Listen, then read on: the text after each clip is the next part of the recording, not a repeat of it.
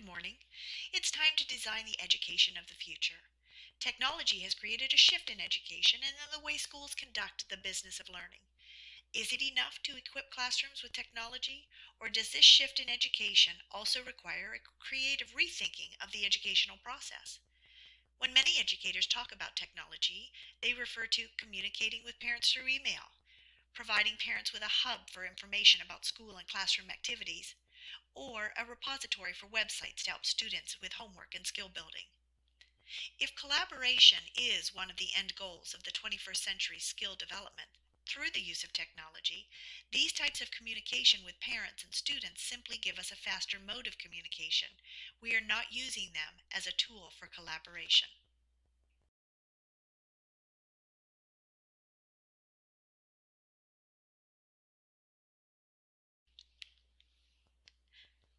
According to Webster's Online Dictionary, the word collaborate is an action verb. It means to work jointly with others, especially in an intellectual endeavor. To cooperate with or willingly assist an enemy, or to cooperate with an agency with which one is not immediately connected. Natalie Anger, writing for the New York Times in 2002, explained an interesting study conducted at Emory University in Georgia.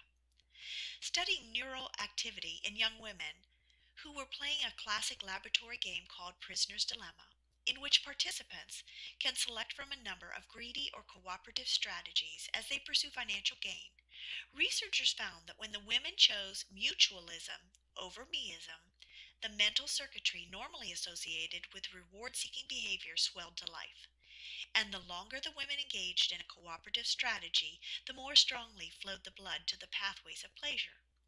Through the use of an MRI, scientists found the brightest signals arose in cooperative alliances and in those neighborhoods of the brain already known to respond to desserts, pictures of pretty faces, and money. This research indicates we are wired for cooperation. So if human beings and human brains are already wired for collaboration and cooperation, then the question becomes, do teachers need to teach children to collaborate, or do we just need to get out of the way?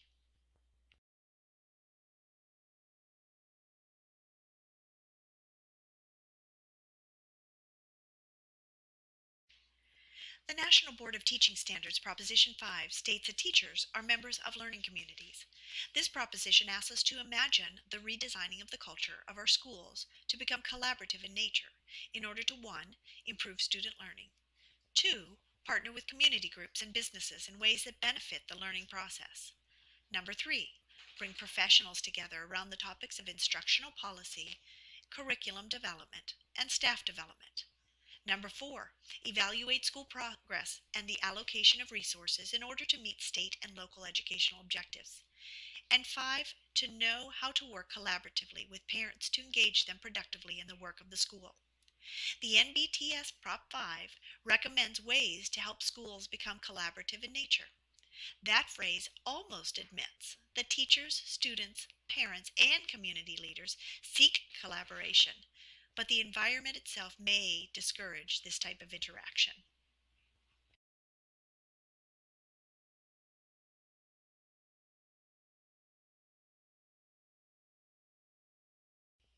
In a typical brick and mortar classroom, when students begin to collaborate within the classroom, what do teachers do?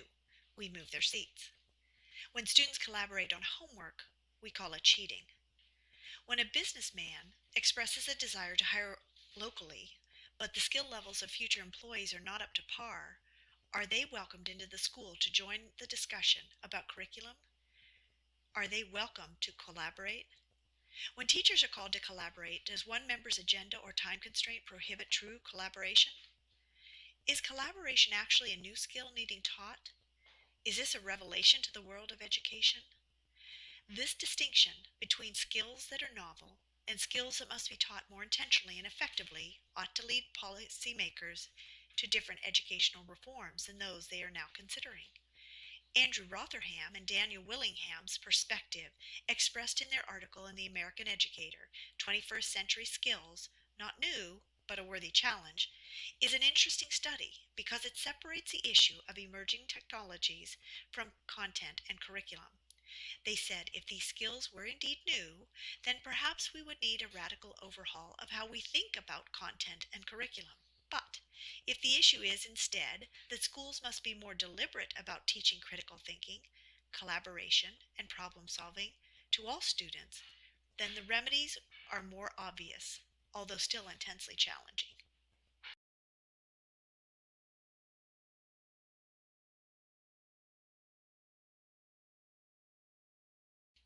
So, if we are pre programmed to collaborate, and the curriculum is not the issue, why do teachers hesitate to develop project based learning experiences for their students?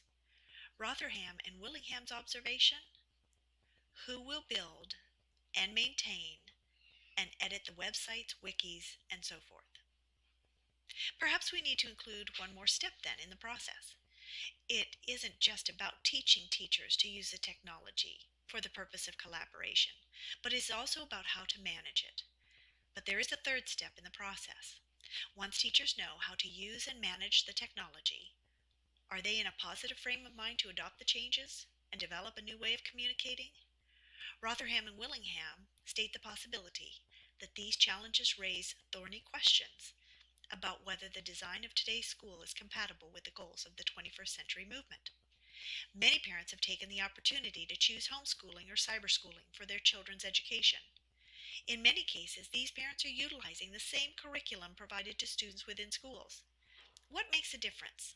And what can brick and mortar schools learn from these alternative educational settings?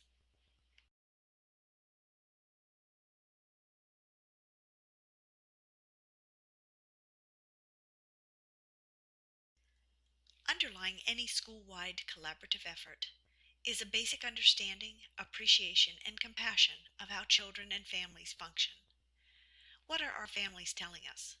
What does the community need? What are the life circumstances of our students? How can we be more effective communicators and collaborators with all of the stakeholders?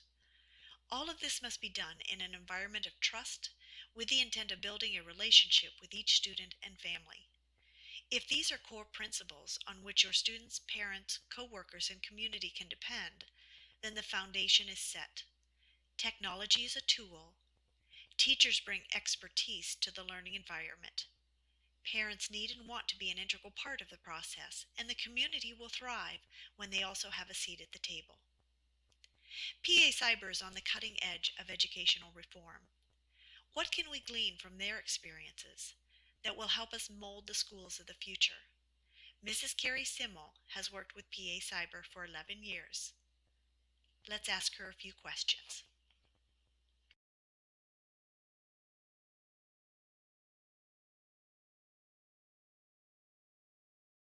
What have you seen in the virtual classroom environment that gives you hope that our instructors really understand collaboration? Actually, I think we have a long way to go because what we've done in the virtual classroom is take the classroom and just put it on a computer.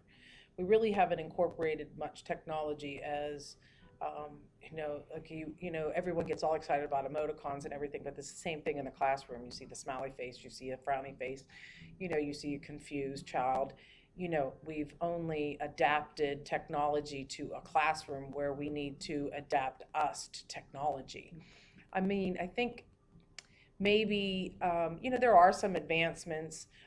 I do like, of course, when they break them out into teams, but it's always so limited. It's what they do in the classroom where I think that they need to learn to collaborate outside of the classroom, and students need to learn how, to do that. How many times in school did we have to collaborate with kids out of class? We had to have group projects and we couldn't do it all in class. We had to do it at home, or we had to meet. And I don't see that. And I always fear that in our mind, we're worried about the privacy and the political part of it. But at some point, we have to understand they're already doing it. That's already being done. So do it. When an issue arises, then we address it. The other thing, the development of the new hybrid course, I think is a little more um, adapting to technology, and because that's what we need to do, is adapt to technology, not adapt the technology to us. And that's what we've done with VC. Right. It's a great product. I'm not taking away from it. at all, because my child, my niece that, I'm guardian over, that's what she does. And it's eventful, but I just think that we need to go a little further. Okay, question number 3. One key difference for PA Cyber from a typical brick and mortar school is the role our parents play in the education of their child. In what ways do we collaborate with our parents? The collaboration with our parents is still the linear aspect, and that's something that we were even talking about in our school improvement meeting, when we were talking about how do we get better communication with our parents. Emails, phone calls, letters, emails, phone calls, letters. Um, you know, the visits, or meet us here. Well, how many do we get when we go out and about? We have to be more creative in using technology. So what do we need to send videos? We need to send CDs. We need to send the DVDs. We need to take technology and adapt to it, and then use it to our benefit. Where sometimes I think we think, okay, we need to communicate email, we need to communicate phone call. That's what we've done. Email was, came second to phone calls, and then, how about cell phones? Uh, you know, we have cell phone numbers. Use the text, because isn't it funny how you can call somebody, they not answer it, but they hear their text. If you text them, they can answer it. And I've noticed that even with my children, if I text them, I get a response better than if I call them, because people don't want to talk anymore. They've gotten used to this text, So the communication and collaboration that we have with our parents is more than I think you would see in a brick and mortar school. But we don't do it enough. We don't utilize technology enough to our benefit. Do we collaborate with parents on a meaningful level other than contacting them about their child? Or do we have a parent Yes. board Yes. that is involved in the planning of PA Cyber? In the planning of PA Cyber? The planning and the future direction of PA Cyber. We do surveys. We do, and the response we get usually is pretty good. Our communication with our parents, is pretty, once every 2 weeks at the minimum. And it often with VC, it's even higher than that, but be honest with, with Kara and Carmen, and when they were in brick and mortar school, how often did I talk to their teachers? When there was a problem, when somebody failed a test, or it was, teacher night, or PTO. So it wasn't every other 2 weeks, twice a month, or more than that. So I think our communication is better. Meaningful communication.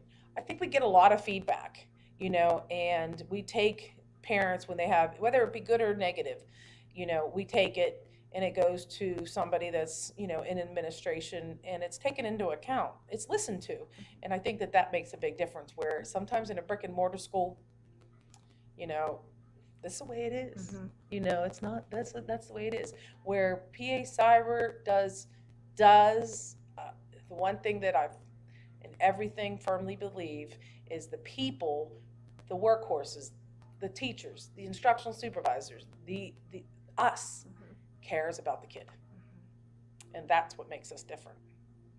Even though, we're still a school, but I think that's what makes us elite, is we know it's about the kid. Right. Getting B&M, brick and mortar, you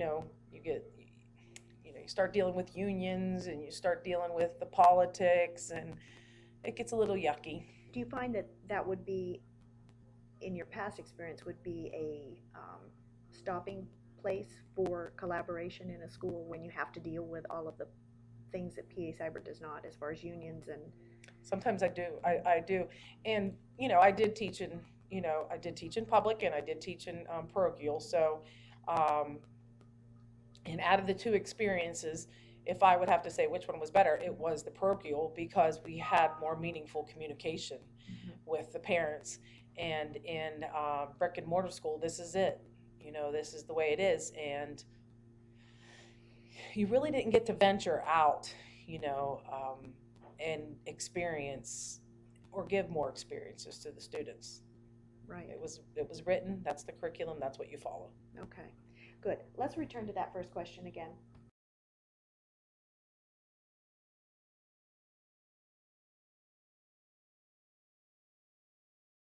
Nature love to be in charge, learn to collaborate to achieve learning goals for their students. What has your experience been with PA Cyber and collaborative strategic planning meetings that affect student achievement? Well, teachers, like I said, teachers are a unique set of human beings. They like to be in charge. They like to set up their classroom, whether it's on a computer or whether it's in a brick and mortar school. They like to set up their classroom and run their classroom. And they really don't like people coming in and saying, this is how you have to do it. But that has to change. And it doesn't need to be, this is how you have to do it. Even from the administrative point, from legislation, get me started on legislation, who's dictating, our curriculum, because our curriculum is, based upon core standards now and PSSA standards here in Pennsylvania, but it's across the nation. It's based on standards, where there needs to be a more collaborative effort from legislation, from administration, from schools to teachers, and how we take this approach to our kids in the classroom. Kids are passing us by, and kids are getting bored. The old way of here's a textbook, here you go, has got to go. Phones, iPads, downloading the books onto the iPad, downloading it into their ebooks. That's the way they want to go, because that's their mentality. For example, I have an 18-month-old granddaughter. If you give her my iPhone, she was able to turn it on if it's completely off, and she's 18 months. And I told Kara, we're going to record her, my daughter, we're going to record her as she turns the phone on, unlocks it, scrolls over to the screen, hits videos, knows videos, hits videos, then hits Elmo, knows which one. Now, it's picture, they're icon oriented, but she can also do it with the iPad. Turn the iPad on, scroll over, and she knows also which one's her game. And she knows it from the icon, and she starts playing her game. She's 18 months, and we didn't sit down and show her how to do it. All she did was watch, so that's what I mean by these kids are passing us up. And if we don't start educating teachers in the classroom today, we're going to lose more and more kids. And we're not only going to lose them from dropping out because school is boring, we're going to lose them educationally. And according to the national and international standards, the United States is behind. Why are we behind? Look at some of the other schools in other countries. In Japan, they walk in, there's not a lot of books. They have books. What do they do different? Well, we need to learn from some of that. Well, how can we do that? Well, let's collaborate. But they're over in Japan. Well, hook up through the computer. There's no collaboration across the countries. It's still so linear of this is our country, where we need to reach the world. And business does that. Businesses are doing that, and a lot of businesses are doing it, and I had mentioned 2 movies that is, talk about that. I really thought, oh my gosh, look at the technology, we need to be doing that. And one was with Robin Williams and John Travolta, and they're working with a company in Japan, and they are constantly collaborating they're in Japan, this one, and we're in John Travolta and Robin Williams are in America, but they're constantly connecting, and they're working through designs. One person's changing, well, what about this? And they're working together the entire time, but they're in 2 separate countries, and the other one I really like is, and everyone thinks it's far-fetched, is Iron Man. But he has a computer right in front of him, and he's maneuvering things. And now we're getting there because the touch TVs. We're getting there where we can touch our TV and move our TV to different screens. But we're slower than the rest of the world. We're slower. You can go from one end of Japan to the other end of Japan and not lose your internet. But I can't go to Beaver Beaver Falls to Midland without dropping a phone call. And I know Japan's not as big as America, but I'm sorry, it's bigger than going from Beaver Falls to Midland. Mhm. So I don't know why we're not there. Third world countries are no longer third world countries because the computer and technology has connected us and has connected them. No longer can we still think as Americans we're over here in America. They don't think that way. Mhm. Oh, well, they're over in Pittsburgh, Pennsylvania. I can connect with them. That's how they think. Mhm. We don't think that way. Oh, they're in India. Our thinking needs to change. And in order to do those things, we need to do better training. Stop the act 48 hours of just the personal and the bullying. Of course, those things are needed, but we need to start concentrating on utilization of technology and stop incorporating technology into our lives and incorporate our lives into technology. Collaboration within PA Cyber is still, I think, it's come a long way. I still think it's rather linear. Where before, though, if we wanted to go to Philadelphia, we'd have to get in a plane and car. If we wanted to talk to somebody, it had to be over the phone. Now we have Polycom. Now we have the RPX room where you can see 50 people in the room, and all 50 people are seen on the other end in Philadelphia. So it's really come a long way. We can have meetings with people in multiple areas. Those things are improving. But when you're just talking about meetings, like no one thinks about, well, let's do some development. We want to develop a new course. How about Randy Passage? I always say his name wrong from uh, the last lecture, his class. Mhm. I mean, have you ever watched the last lecture on YouTube? I have not. I've read the book. You have to watch him. And he had some of his students on a video, and how they worked together and they collaborated to create um, interactive technology. They had to, they never sat at a desk with a computer in front of them to collaborate and work on something. Mhm. They were working constantly in in different avenues and different facets. They went to Disney. Disney brought them in, sponsored them. I think they went to India. So that was his thinking. They can't just think it's here. They Right. have to realize it's all around the world. Right. So I I see advancements. I see huge advancements in just 10 years with PA Cyber, but I still think we have a long way to go. And I'm one. I need more technology training. Mhm. I do think, too, I think the program that you're in Mhm. has the right idea. You know, um, inco- Stop incorporating, technology into our lives. We have to incorporate our lives into technology. I mean, it's a part of us. It has to stop being, we have to use it. No, it's a part of us because kids are pessimists. Awesome. Great place to stop.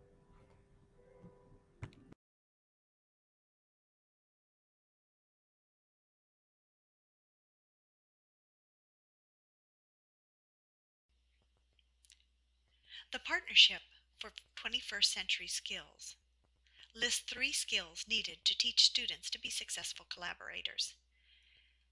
1. Demonstrate ability to work effectively and respectfully with diverse teams. 2. To exercise flexibility and willingness to be helpful in making necessary compromises to accomplish a common goal. Number 3.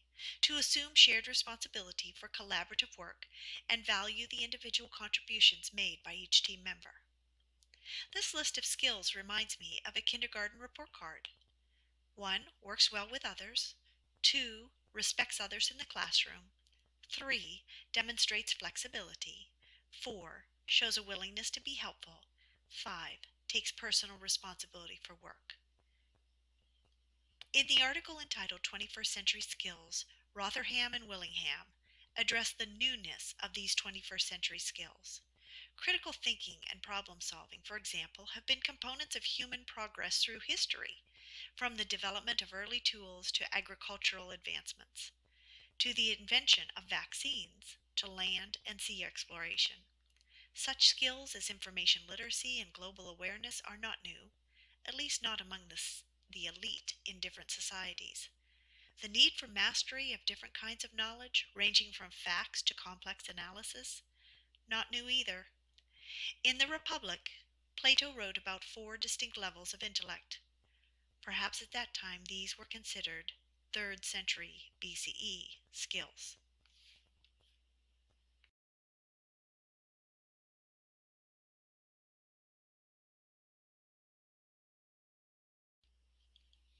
In an article written about organizational culture changes, Molly Gamble addresses 3 points I would like to focus on in my small corner of the world this year. 1. Accept that culture change is a time commitment.